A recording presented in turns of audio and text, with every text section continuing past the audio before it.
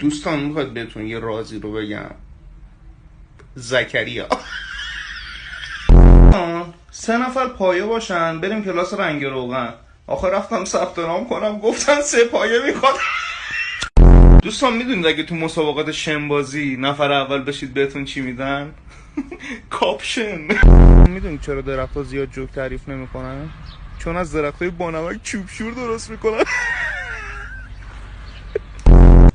دوستان اگه ماهی تابه پس لابد میگو الا کلنگه.